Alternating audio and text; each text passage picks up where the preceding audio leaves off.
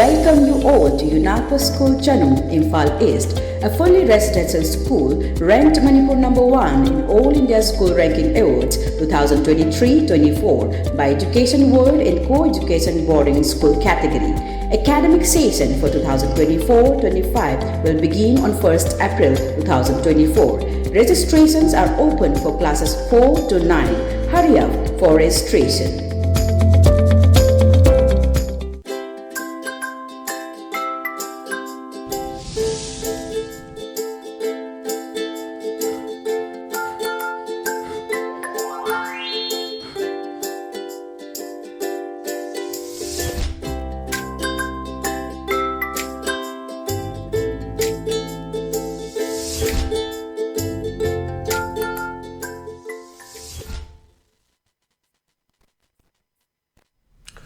Good afternoon, ELITETV ki test of cartoon mahao meng tavrib suham taram suri maru ngasi infal afungo pau se singi cartoon singda cartoon sina kari haning niba kari phonong niba kari wakal kalan niba habidu ai myam da sanonga thamjage am dalokhsage sangai express ki onthopani da hajida cartoon si yengbiu yam phajaba cartoon ye si sagol thore thang pe aduga khoi tien se langbane do khoi meti gi chane bida khoi aram bai langba na yan phajaba arang bai langaga hanjalaga mu isamna ta paisalapa yan phajaba khulai amaga lei aduni adan aram bai tengul yai fare na ngarang man haiji aram bai tengu aram bai ne ya fere Manipur imana yai fere singrang khoi aram bai tengul koroka na Manipur leiriba meti gi MLA sing kangla da sari wasak minakhiba kangla utrama mangna sari wasak minakhiba ada yumpham oregani yan phajaba yan history oiba Manipur ki puwari da adum lehauragadaba kangla mamangda nga kha mayam leini ka haiba puwari de irami ka haiba ki fum mayama puya de irami ka haiba fum mayam su leibani madu tapna chumai bra kaina akangai sina phongdok bu su lei adna yamna fazaba ngarang history oibani asukuyo matam si koi tuan ba koi kairau kindagi MLA na su koi nifu jang to pun ba phangde khote na hairam bani koi ngarang wasak pa do da koi mete bangal ki MLA hum du di yaw ki de adu kari maram gino madumadi akhoi chap chaba khangdre mitei khaktagi una tobra maduma chap chaba khangdre moi hum dum di sign to budu da district yaude to MP ani yawe adu wasak minakibani aduna mayam tuan ba arambai tengol gi unit singi mi laktana mi lising kya na khoi requirement ke thela masi akhoi ba kai sampar adi ya school aduga khoi minu thong sumna khuya thong re mayam singasi Torokanda Kugi, unit ki commanders in the Kalaga, Kamla, the Grand Unakibaduni, as you pau, Setaloni Yaure, Adoni, Adoni Yumpum, Morakandani, Mana Harishan, I Motatamzage, Aram by Nia Fere, Manipur, Imana, Yafere, Habiki, Pauduni, and Pazaba, Rangan, C 24-124, so go already on the Midama Legni, with Bramaga, Dazuni, ITI labor, the minor Quingang, is 24-124. And they are not remarkable about the Midama. When the Horagani, but 15 days, Matamni, 15 days, that Lingang, other center, the Kamna, no Mangamugani, Namu Haidudi. We have to wait and watch Nairaga, Queen, Batavani, and I Motamzage. But on the lation of question I Baki, Lloyd Dana, Havani. Lloyd Dana is the Susi Telanga Pivot Alumdine, and they that Mapus in the cover part lay at that. Pupu, Cookie get on the river Susina, Karama Makaliki, or Bazano, on a hunger, and a Mapus in the Kume. Lebak to Gaina but with Zani, suspension operation C, Kadi Chanari no, my ground, Patanga Chalibra, Amtalate, my designated came the Legadabani, Kulashing Tangadabani, Mogi, except Commander Nabakulai, Mani, Manga Legadabani, double looking to never Yam Pazaba, Magi Emo, you do the Yam Pazaba, look at Tabaktu in Oidaba, Uttabaduni, Lamida Tony, Kulai Pioneer, TX Company.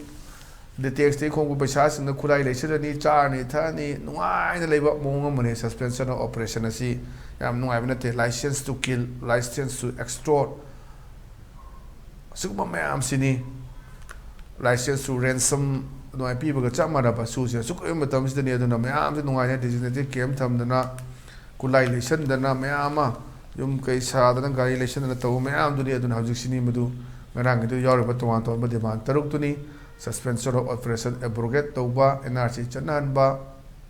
fencing khaba Assam Rifles ki mota to pamna silanba ST list ki cookies list the list toba hai hom sing asini yor myam sing adu ꯀꯗꯥꯏ ꯐꯥꯎꯕꯗ ꯊꯕꯛꯇꯣ ꯑꯣꯟꯊꯣꯔꯛꯀꯦ 15 days ꯃꯅꯨꯡꯗ ꯀꯔꯤ ꯇꯧꯔꯝꯒꯗꯒꯦ ꯍꯥꯏꯕ ꯃꯐꯝꯗꯨꯗꯤ ꯌꯥꯝ ꯀꯣꯛ ꯆꯤꯛꯄ ꯑꯃꯁꯨ ꯑꯣꯏꯔꯒꯅꯤ ꯍꯧꯖꯤꯛꯀꯤ ꯂꯩꯉꯥꯛꯁꯤꯗ ꯀꯔꯤ ꯇꯧꯒꯗꯕꯅꯣꯅ ꯃꯥꯡꯁꯨ ꯂꯥꯡ ꯇꯨꯡꯁꯨ ꯇꯦꯟꯅꯅ ꯑꯗꯨꯒꯤ ꯐꯤꯕꯝꯗ ꯂꯩꯔꯝꯕꯁꯨ ꯌꯥꯏ ꯑꯗꯨꯅꯤ ꯃꯊꯪꯗ ꯂꯩꯔꯤꯁꯤꯅ ꯑꯩꯈꯣꯏ ꯄꯣꯛꯅꯐꯝꯒꯤ ꯕꯥꯂꯣꯍꯦ ꯍꯥꯏꯁꯤꯅꯤ ꯁꯤꯗꯁꯨ ꯌꯥꯎ ꯂꯩꯔꯝꯃꯦ ꯑꯩꯈꯣꯏꯅ ꯍꯥꯏꯔꯤꯕ ꯖꯥꯔꯣꯛꯁꯤ ꯃꯣꯏ ꯈꯟꯅꯕꯗ ꯃꯟꯇ꯭ꯔꯤ MLAꯁꯤ ꯐꯝꯃꯒ ꯂꯩꯔꯝꯕꯗꯨꯁꯤꯗ ꯃꯣꯏ ꯈꯜꯂꯤꯅꯤ ꯃꯟꯇ꯭ꯔꯤ MLAꯁꯤꯅ ꯍꯥꯏꯅꯤ ꯑꯩꯈꯣꯏ ꯇꯨꯄꯤ ꯎꯞꯄ ꯋꯦꯁ ꯀꯣꯠꯂꯗꯤ ꯅꯦꯍꯔꯨ ꯇꯨꯄꯤ ꯎꯞꯄꯗꯤ ꯑꯩꯈꯣꯏꯅ ꯃꯟꯇ꯭ꯔꯤꯅꯤ ꯍꯥꯏꯗꯣ ꯍꯧꯖꯤꯛꯇꯤ ꯃꯥꯡꯗꯁꯨ ꯂꯥꯡ ꯇꯨꯡꯗꯁꯨ ꯇꯦꯟ ꯍꯥꯏꯕꯗꯨ ꯑꯣꯏꯔꯦꯅ ꯀꯔꯤ ꯇꯧꯒꯗꯕꯅꯣ ꯁꯤ ꯇꯧꯗ ꯌꯥꯔꯣꯏ 15 daysꯅꯤ 15 days ꯃꯇꯨꯡꯗ ꯀꯔꯤ ꯇꯧꯔꯛꯀꯗꯒꯦ ꯍꯥꯏꯕ ꯃꯅꯤꯄꯨꯔꯒꯤ ꯂꯩꯕ ꯏꯁꯨꯁꯤꯗ ꯁꯦꯟꯇꯔꯗꯅ ꯀꯃꯥꯏꯅ ꯇꯛꯅꯔꯨꯕ 8 months ꯍꯦꯜꯂꯐꯥꯎꯗ ꯆꯤꯐ ꯃꯤꯅꯤꯁꯇꯔ ꯑꯩꯈꯣꯏꯒꯤ ꯄ꯭ꯔꯥꯏꯝ ꯃꯤꯅꯤꯁꯇꯔ ꯎꯅꯕ ꯐꯪꯗꯅ ꯂꯩꯔꯤꯕꯅꯤ ꯋꯥꯐꯝ ꯑꯃꯇ ꯍꯥꯏꯗ꯭ꯔꯤꯕꯅꯤ ꯍꯥꯏꯔꯤꯕ ꯏꯁꯨ ꯃꯌꯥꯝꯁꯤ ꯉꯔꯥꯡ ꯁꯣꯏ ꯇꯧꯔꯤꯕ ꯃꯌꯥꯝ ꯑꯃ ꯇꯧꯔꯒ ꯁꯦꯟꯇꯔꯗ ꯀꯃꯥꯏꯅ ꯇꯛꯅꯔꯨꯗꯣꯏꯅꯣ ꯁꯤ ꯑꯩꯈꯣꯏ ꯇꯨꯝꯕ ꯌꯥꯔꯝꯃꯣꯏ ꯑꯗꯨꯗꯅꯤ ꯌꯨꯝꯐꯝ ꯑꯣꯏꯔꯀꯥꯟꯗ ꯍꯥꯏꯁꯤ ꯍꯧꯖꯤꯛꯇꯤ ꯃꯥꯡꯗꯁꯨ ꯂꯥꯡ ꯇꯨꯡꯗꯁꯨ ꯇꯦꯟ ꯍꯥꯏꯕꯗꯨ ꯑꯣꯏꯔꯦꯅ ꯑꯗꯨꯅ ꯀꯔꯤꯝꯇ ꯇꯧꯗꯕ ꯇꯨꯝꯗꯅ ꯂꯩꯕ ꯄꯨꯟꯁꯤꯟꯕ ꯌꯥꯗꯕ MLA ꯀꯩꯔꯥꯎ ꯀꯦꯟꯗ꯭ꯔꯒꯤ MLAꯅ ꯍꯥꯏꯈꯤꯗꯨꯅꯤ ꯑꯩꯈꯣꯏ ꯅꯤꯐꯨꯁꯤ ꯑꯃꯨꯛꯇ ꯄꯨꯟ ꯌꯥꯗꯦꯅ ꯑꯗꯨꯅꯗꯤ ꯄꯨꯟꯕꯒꯤ ꯃꯇꯝꯗꯨ ꯌꯧꯔꯦ ꯆꯠꯂꯒ ꯀꯃꯥꯏꯅ ꯁꯦꯟꯇꯔꯗ ꯇꯛꯅꯔꯨꯒꯗꯒꯦ ꯀꯃꯥꯏꯅ ꯑꯄ꯭ꯔꯥꯏꯖ ꯇꯧꯒꯗꯒꯦ ꯁꯤ ꯑꯆꯧꯕ ꯋꯥꯍꯪ ꯑꯃ ꯑꯣꯏꯔꯤꯕꯗꯨꯅꯤ ꯑꯗꯨꯒꯤ ꯁꯤꯒꯤ ꯄꯣꯠꯁꯤꯗꯅꯤ ꯍꯧꯖꯤꯛ ꯂꯩꯔꯤꯕ ꯐꯤꯕꯝꯁꯦ ꯑꯗꯨꯅ ꯃꯥꯡꯁꯨ ꯂꯥꯡ ꯇꯨꯡꯁꯨ ꯇꯦꯟ ꯍꯥꯏꯕꯗꯨ ꯑꯣꯏꯔꯦꯅ ꯃꯊꯥ ꯁꯥꯔꯅ ꯂꯩꯕꯒꯤ ꯐꯤꯕꯝꯅꯤ ꯌꯦꯡꯁꯤ 15 daysꯁꯤ ꯃꯊꯪꯗ ꯂꯩꯔꯤꯕꯁꯤꯅ ꯍꯨꯏꯂꯦꯟ ꯄꯥꯎꯒꯤ ꯑꯁ ꯂꯣꯏꯔꯦ ꯍꯥꯏꯕꯗꯨꯅꯤ ꯑꯗꯩꯗ ꯃꯩ ꯂꯥꯛꯇꯕꯒꯤ ꯐꯣꯟ ꯇꯧꯔꯛꯄꯅꯦ ꯁꯥꯔ ꯃꯩ ꯂꯥꯛꯇ꯭ꯔꯦꯅ ꯑꯗꯨꯗ ꯉꯁꯥꯏꯒꯤ ꯃꯟꯇ꯭ꯔꯤ MLAꯁꯤꯅ ꯃꯩ ꯂꯥꯛꯇꯕ ꯅꯠꯇꯦ ꯏꯅꯔꯖꯤ ꯁꯦꯞ ꯇꯧꯔꯤꯕꯅꯦꯅ ꯃꯩ ꯃꯥꯡꯈꯤꯗꯣꯏꯅꯤ ꯃꯩꯁꯨ ꯀꯔꯤꯁꯨ ꯃꯌꯥꯝꯁꯤꯡꯁꯤ ꯏꯅꯔꯖꯤꯗꯒꯤ ꯂꯧꯕ ꯃꯌꯥꯝꯁꯤꯅ ꯂꯣꯏꯁꯤꯟꯕ ꯅꯥꯏꯒꯗꯣꯏꯅꯤ ꯑꯗꯨꯗꯨꯅ ꯁꯦꯞ ꯇꯧꯔꯤꯅ ꯐꯥꯒꯤꯅꯤ ꯖꯒꯥ ꯖꯒꯥꯁꯤꯡꯗ ꯃꯩ ꯂꯥꯛꯇꯕ ꯌꯥꯎꯏ ꯍꯧꯖꯤꯛꯃꯛꯁꯨꯅꯤ ꯑꯩꯈꯣꯏꯒꯤ ꯍꯧꯖꯤꯛ ꯃꯩ ꯂꯥꯛꯇꯕ ꯖꯒꯥ ꯃꯌꯥꯝ ꯑꯃ ꯌꯥꯎꯔꯤ ꯁꯨꯕ ꯃꯌꯥꯝꯁꯤꯅ ꯑꯗꯩꯗ ꯁꯥꯔ ꯃꯩ ꯂꯥꯛꯇ꯭ꯔꯦ ꯍꯥꯏꯗꯨꯗ ꯃꯩ ꯂꯥꯛꯇꯕ ꯅꯠꯇꯦ ꯏꯅꯔꯖꯤ ꯁꯦꯞ ꯇꯧꯔꯤꯕꯅꯦꯅ ꯑꯣꯏꯔꯝꯕꯁꯨ ꯌꯥꯏ ꯑꯗꯨꯅ ꯑꯩꯈꯣꯏꯒꯤ ꯃꯩꯁꯤ ꯍꯟꯗꯛ ꯃꯔꯛ ꯑꯃꯨꯛ ꯅꯨꯡꯉꯥꯏꯇꯕ ꯖꯒꯥ ꯈꯔꯗꯅ ꯄꯪꯀꯣꯠꯇ ꯀꯣꯠꯄ ꯃꯩꯁꯤ ꯄꯩꯁꯥ ꯊꯤꯗꯕꯤꯗ ꯆꯤꯡꯗ ꯑꯌꯥꯝꯕꯅ ꯑꯩꯈꯣꯏ ꯑꯗꯒꯤ ꯑꯩꯈꯣꯏꯒꯤ ꯄ꯭ꯔꯤꯄꯦꯗ ꯄꯥꯟꯕꯁꯨ ꯅꯠꯇꯦ ꯖꯒꯥ ꯖꯒꯥꯗ ꯀꯣꯠꯂꯒ ꯊꯥꯜꯂꯤꯕ ꯃꯌꯥꯝꯁꯤꯡꯁꯤ ꯑꯗꯨꯝ ꯀꯔꯤꯝꯇ ꯇꯧꯕ ꯉꯝꯗꯦ ꯃꯗꯨꯒꯤ ꯐꯤꯕꯝꯗꯨꯅꯤ ꯂꯩꯔꯤꯁꯦ ꯃꯊꯪꯗ ꯂꯩꯔꯤꯁꯤꯅ ꯑꯩꯈꯣꯏ ꯏꯆꯦꯜ ꯑꯦꯛꯁꯄ꯭ꯔꯦꯁꯀꯤ ꯅꯩꯔꯦ ꯍꯥꯏꯕꯗꯨꯅꯤ ꯅꯩꯔꯦ ꯁꯤꯗ ꯑꯩꯈꯣꯏ ꯉꯔꯥꯡꯒꯤ ꯏꯁꯨ ꯑꯔꯥꯝꯕꯥꯏꯒꯤ ꯏꯁꯨꯗꯨꯗ ꯕꯦꯁ ꯇꯧꯕ ꯁꯤꯁꯨꯅꯤ ꯑꯗꯨꯒ ꯄꯔꯥ ꯑꯃ ꯇꯝꯅꯕꯒꯤ ꯃꯥꯅ ꯍꯥꯏꯕꯗꯨꯅꯤ ꯃꯟꯇ꯭ꯔꯤ MLAꯁꯤꯡ ꯐꯥꯎ ꯀꯧꯔꯒ ꯋꯥꯁꯛꯍꯟꯕ ꯍꯧꯈ꯭ꯔꯕꯅꯤ ꯅꯈꯣꯏꯁꯨ ꯌꯥꯎꯖꯔꯛꯀꯅꯤ ꯉꯟꯇꯥ ꯍꯜꯂꯤꯗꯨꯅ ꯃꯌꯥꯝ ꯊꯕꯛ ꯁꯨꯔꯝꯃꯒ ꯉꯟꯇꯥ ꯍꯟꯈꯤꯕꯗꯨꯅꯤ ꯑꯗꯨꯅ ꯃꯃꯥꯟꯅꯕ ꯑꯃ ꯂꯩꯍꯧꯕꯁꯤꯅ ꯍꯥꯏꯕꯗꯨꯅꯤ ꯃꯟꯇ꯭ꯔꯤ MLAꯁꯤꯡ ꯐꯥꯎ ꯀꯧꯔꯒ ꯋꯥꯁꯛꯍꯟꯕ ꯍꯧꯈ꯭ꯔꯕꯅꯤ ꯅꯈꯣꯏꯁꯨ ꯌꯥꯎꯖꯔꯛꯀꯅꯤ ꯉꯟꯇꯥ ꯍꯜꯂꯤꯗꯣꯅ ꯑꯃꯅ ꯈꯨꯝꯃꯦ ꯒब्ꯕꯔꯒꯤ ꯇꯥꯏꯞꯇ ꯑꯆꯨꯝꯕ ꯈꯔ ꯄꯨꯔꯛꯂꯗꯤ ꯐꯔꯦ ꯍꯥꯏꯔꯤꯅꯤ ꯑꯩꯈꯣꯏꯁꯨꯅ ꯑꯗ ꯄꯥꯝꯕꯗꯣ ꯈꯔ ꯇꯧꯔꯛꯑꯗꯤ ꯑꯗꯨꯃꯥꯏꯅ ꯇꯧꯔꯛꯑꯒꯗꯤ ꯌꯥꯝ ꯐꯔꯦ ꯑꯆꯨꯝꯕ ꯇꯧꯔꯛꯇꯅ ꯑꯗꯨꯅꯤ ꯍꯧꯖꯤꯛꯀꯤ ꯃꯥꯌꯣꯟꯁꯤ ꯀꯗꯣꯝꯗ ꯆꯠꯀꯗꯧꯔꯤꯒꯦ ꯍꯥꯏꯕꯁꯤ ꯌꯥꯝꯅ ꯂꯨꯕ ꯋꯥꯐꯝꯅꯤ ꯉꯔꯥꯡ ꯐꯣꯡꯗꯣꯛꯈꯤꯕꯗꯨꯅꯤ ꯑꯔꯥꯝꯕꯥꯏ ꯇꯦꯡꯒꯣꯜꯒꯤ ꯂꯨꯆꯤꯡꯕ ꯀꯣꯔꯧꯉꯥꯟꯕ ꯈꯨꯃꯟꯅ ꯐꯣꯡꯗꯣꯛꯈꯤꯕꯗꯨꯅꯤ ꯑꯩꯈꯣꯏ ꯃꯤꯌꯥꯝꯒꯤ ꯃꯈꯥꯗ ꯃꯣꯏ ꯂꯩꯕꯅꯤ ꯃꯤꯌꯥꯝꯒꯤ ꯃꯊꯛꯇ ꯃꯣꯏ ꯂꯩꯕ ꯅꯠꯇꯦ ꯍꯥꯏꯕꯗꯨ ꯎꯠꯅꯅꯕ ꯉꯔꯥꯡꯒꯤ ꯃꯤꯐꯝꯗꯨ ꯄꯥꯡꯊꯣꯛꯄꯅꯤ ꯋꯥꯁꯛꯍꯟꯕꯅꯤ ꯍꯥꯏꯅ ꯐꯣꯡꯗꯣꯛꯈꯤꯕ ꯋꯥꯐꯝ ꯂꯩꯕꯗꯨꯅꯤ ꯑꯗꯨꯅ ꯌꯦꯡꯁꯤ ꯂꯩꯕꯥꯛꯁꯤ ꯀꯔꯝꯕ ꯃꯥꯏꯀꯩꯗ ꯀꯃꯥꯏꯅ ꯇꯧꯔꯒ ꯀꯔꯝꯕ ꯃꯥꯏꯌꯣꯜꯂꯣꯝꯗ ꯆꯠꯀꯗꯒꯦ ꯀꯔꯝꯕ ꯃꯥꯏꯌꯣꯜꯗ ꯂꯥꯛꯀꯗꯒꯦ ꯍꯥꯏꯕꯗꯨꯗꯤ ꯎꯗ꯭ꯔꯤꯕꯅꯤ ꯑꯗꯨꯒꯤ ꯐꯤꯕꯝꯗꯨꯅꯤ ꯂꯩꯔꯤꯁꯤ ꯑꯗꯨꯅ ꯑꯆꯨꯝꯕ ꯈꯔ ꯇꯧꯔꯗꯤ ꯄꯥꯝꯃꯦ ꯑꯩꯈꯣꯏꯁꯨ ꯀꯩꯁꯨ ꯊꯦꯡꯅ ꯍꯪꯍꯜꯂꯔꯣꯏ ꯍꯥꯏꯅ ꯍꯥꯏꯔꯛꯄꯒꯤ ꯐꯖꯕ ꯑꯗꯨꯅꯤ ꯃꯊꯪꯗ ꯂꯩꯔꯤꯁꯤꯅ ꯑꯩꯈꯣꯏ ꯅꯍꯥꯔꯣꯜ ꯊꯧꯗꯥꯡꯒꯤ ꯍꯋꯥꯗꯣ ꯂꯩꯔꯥꯡꯗꯣ ꯍꯥꯏꯅ ꯑꯗꯨ ꯖꯦꯜꯗ ꯑꯩꯈꯣꯏ ꯒꯨꯟꯗꯥ ꯇꯧꯕꯒꯤ ꯃꯑꯣꯡꯅꯤ ꯑꯩꯈꯣꯏ ꯀꯥꯏꯗꯤ ꯉꯥꯛꯇꯅꯤ ꯑꯩꯈꯣꯏ ꯖꯦꯜꯗ ꯂꯩꯕ ꯃꯤ ꯑꯩꯈꯣꯏꯅ ꯍꯤꯟꯗꯤ ꯂꯣꯟꯗ ꯀꯥꯏꯗꯤ ꯀꯥꯏ ꯄ꯭ꯔꯤꯖꯅꯔ ꯉꯥꯛꯇꯅꯤ ꯑꯗ ꯑꯃ ꯍꯥꯏꯕꯗꯨꯅꯤ ꯏꯖꯠ ꯌꯥꯎꯗꯕ ꯁꯟ ꯍꯨꯔꯥꯟꯕ꯭ꯔꯣ ꯗ꯭ꯔꯛ ꯂꯂꯣꯟꯕꯅꯤ ꯑꯩꯈꯣꯏꯅ ꯍꯨꯔꯥꯟꯕꯅꯤ ꯊꯦꯡꯒꯥꯏꯅꯕꯗꯨꯅꯤ ꯑꯗꯣ ꯁꯟ ꯍꯨꯔꯥꯟꯕꯒꯤ ꯑꯃꯅ ꯐꯥꯔꯛꯄ ꯑꯃꯅ ꯗ꯭ꯔꯛ ꯂꯂꯣꯟꯕꯒꯤ ꯐꯥꯔꯛꯄꯒꯤ ꯁꯤꯟꯅꯤ ꯑꯗꯨꯅ ꯁꯟ ꯍꯨꯔꯥꯟꯕꯒꯁꯦ ꯑꯩꯈꯣꯏꯒꯤ ꯗ꯭ꯔꯛ ꯀꯔꯕꯥꯔ ꯇꯧꯕꯁꯤꯅ ꯎꯁꯤꯜꯂꯛꯇꯕꯗꯨꯅ ꯁꯨꯃꯥꯏꯅꯒ ꯇꯧꯔꯝꯕ ꯌꯥꯏ ꯀꯥꯏꯅ ꯎꯔꯛꯄ ꯑꯩꯈꯣꯏꯒꯤ ꯀꯥꯔꯇꯨꯅꯤꯁꯇ ꯊꯕꯛꯄꯗꯨꯅꯤ ꯖꯦꯜ ꯃꯅꯨꯡꯗ ꯍꯨꯔꯥꯟꯕ ꯑꯃ ꯆꯪꯉꯛꯄꯒꯁꯦ ꯑꯁ ꯑꯩꯗꯤꯀꯣ ꯗ꯭ꯔꯛ ꯀꯔꯕꯥꯔ ꯇꯧꯔ ꯆꯪꯉꯛꯄꯅꯤ ꯅꯣꯏꯅ ꯁꯟ ꯍꯨꯔꯥꯟꯕꯅꯤ ꯀꯥꯏꯅꯒ ꯐꯣꯡꯗꯣꯛꯄ ꯑꯗꯨꯝꯕꯒꯤ ꯁꯤꯟꯅꯤ ꯂꯩꯔꯤꯁꯦ ꯑꯗꯨꯅ ꯏꯖꯠ ꯌꯥꯎꯗꯕ ꯁꯟ ꯍꯨꯔꯥꯟꯕ꯭ꯔꯣ ꯗ꯭ꯔꯛ ꯂꯣꯜꯂꯝꯕꯅꯤ ꯑꯩꯈꯣꯏ ꯀꯥꯏꯅ ꯍꯥꯏꯕ ꯌꯥꯝ ꯐꯖꯕ ꯇꯧꯗ ꯇꯧꯔꯝꯒꯗꯧ ꯃꯥꯟꯗꯅꯤ ꯗ꯭ꯔꯛ ꯂꯂꯣꯟꯕꯅ ꯇꯧꯕ ꯍꯧꯖꯤꯛꯇꯤ ꯑꯗꯨꯝ ꯅꯍꯥꯟꯁꯨ ꯊꯥꯏꯅ ꯑꯩꯈꯣꯏ ꯀꯥꯔꯇꯨꯟ ꯑꯃ ꯌꯥꯎꯈ꯭ꯔꯦ ꯅꯨꯄꯥꯗꯣ ꯑꯩꯈꯣꯏ ꯗ꯭ꯔꯛ ꯐꯖꯅ ꯀꯔꯕꯥꯔ ꯇꯧꯋꯦ ꯄꯩꯁꯥꯒ ꯌꯥꯝ ꯄꯥꯏꯌꯦꯅ ꯑꯁ ꯑꯗꯨꯏꯗꯤ ꯌꯥꯔꯦ ꯑꯗꯣ ꯑꯗꯨꯒꯤ ꯐꯤꯕꯝꯗꯨꯅꯤ ꯑꯩꯈꯣꯏ ꯗ꯭ꯔꯛ ꯀꯔꯕꯥꯔ ꯇꯧꯕꯁꯤ ꯌꯥꯝ ꯂꯦꯝꯅꯔꯛꯄ ꯄꯩꯁꯥꯕꯨ ꯄꯥꯏꯔꯗꯤ ꯌꯥꯔꯦ ꯈꯟꯅꯔꯛꯄ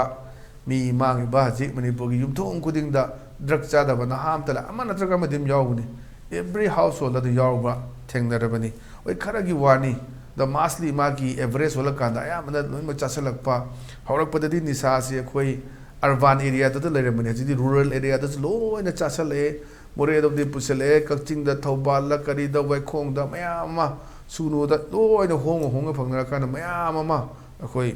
tuduna leirurabani adubu handaki lan sisu yana phaba poni hidak si phangba watpa adu phangdabdi nate dum lai karam ba dum khudong chaba lo kangbu meyama na su sambudagi pukalakpada meyambal pa kro try thurungi heroin phai duni de plate lan khudong chaba lo ga kana ba kharna su karba tawbra habagi dum chingna bu su lai meyam uri duni sumba thawtok watok meyam je dum thokpa thengnei aduna masini koi mungna ba drug karba toroga ne am chawi mong da khanmai mong duni mathang da leisina koi Manipur news ki dasani hai duni dasani adu da koi wari sana ba pot duni meyam se mung da mate manau se wasak reng asi di ngahang leitana wasak ba singdo na maje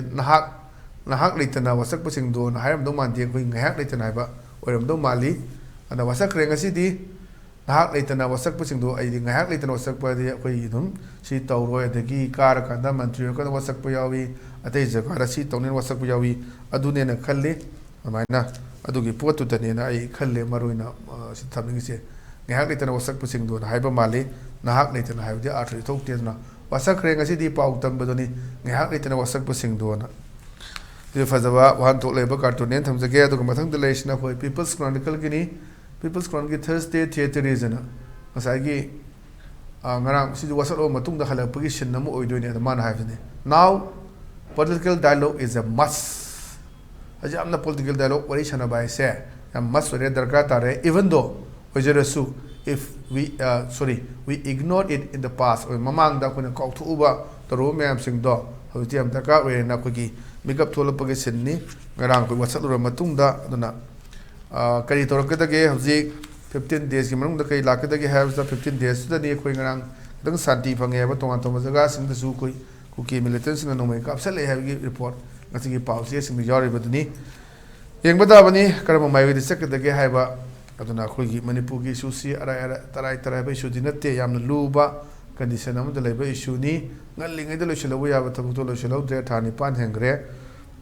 behind the scene kari lege je koi khangri Central government ki chap chaba clarity mu utri state ki su dum tawri mane taliba dimansi yani yaroi haidi separate administration yaroi haisu bar lengang na piba leite noi masen hatok no haibigi mong de leibra haisu su hanga moiri yengba tabni aduni yan fazaba sugumba cartoon sing sina mayam da wakhal khalan na ba achoba message ama piba adudani adu yumpham oraka na khona jaru kan da su program se su putok patangai phadena haina khalla kan da adu ma putok cheba program ni test of cartoon ELITETV gi test of cartoon ngasi gi matanga solution jare meng tabiri ba singbu amuka na khoram zabaga loina kaine ne bethni jari pine besi